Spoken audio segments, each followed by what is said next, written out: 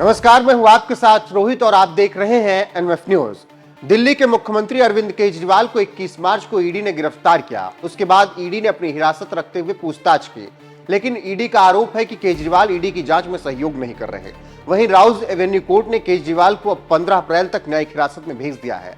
मतलब अब केजरीवाल दिल्ली के तिहाड़ जेल में रहेंगे। ये वही तिहाड़ जेल है जहां पहले से मनीष सिसोदिया, संजय सिंह और के कविता शराब घोटाले के आरोप में बंद हैं।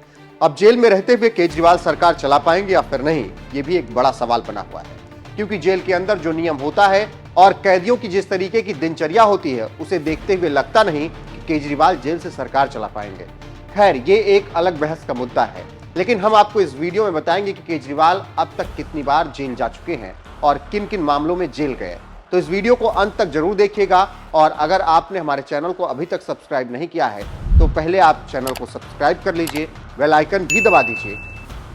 तो चलिए अब केजरीवाल के जेल जाने की कहानी आपको सुनाते हैं। दिल्ली के सीएम अरविंद केजरीवाल इससे पहले 2 बार जेल जा चुके हैं। जब फैसला हुआ कि केजरीवाल 15 अप्रैल तक के लिए अब तिहाड़ जेल में रहेंगे और जब कोर्ट से जेल के लिए रवाना हुए, पुलिसकर्मियों ने उनको बैरक में रखने के लिए सारे इंतजाम करने शुरू कर दिए और यह भी चर्चा होने लगी केजरीवाल अब तीसरी बार जेल आ रहे हैं। बस फर्क यह है कि इससे पहले जब वो जेल गए तो उनकी एक आंदोलनकारी नेता की छवि थी, लेकिन इस बार जब जेल गए तो तथाकथित शराब घोटाले में आरोपी हैं। आपको बता दें कि सबसे पहले अरविंद केजरीवाल साल 2011 में जेल गए। 2011 में दिल्ली के रामलीला मैदान में लोकपाल बिल को लेकर अन्ना हजारे आंदोलन कर रहे थे और इसी आंदोलन में अरविंद केजरीवाल एक प्रमुख चेहरा थे। वो भ्रष्टाचार के खिलाफ आंदोलन में अन्ना हजारे का साथ दे रहे थे। इसी दौरान तब धारा 144 का उल्लंघन करने से जुड़े पर्सनल बॉन्ड पर हस्ताक्षर नहीं करने के बाद अन्ना और उनके सहयोगियों को न्यायिक हिरासत में जेल भेजा गया। उसमें अरविंद केजरीवाल भी मौजूद थे। तब इस गिरफ्तारी के खिलाफ हजारों की संख्या में जेल के बाहर अन्ना समर्थक पहुंचे थे और उस वक्त केजरीवाल की छवि एक हीरो वाली, एक आंदोलनकारी नेता की हुआ करती थी। इसके बाद दूसरी बार जेल अरविंद केजरीवाल साल 2014 में गए, जब नितिन गडकरी ने उनके खिलाफ मानहानि का मुकदमा दर्ज कराया था। तब इस मामले में वो न्यायिक हिरासत में तिहाड़ पहुंचे थे। हालांकि उस वक्त तक आम आदमी पार्टी का गठन हो चुका था, केजरीवाल इसके संयोजक बन चुके थे।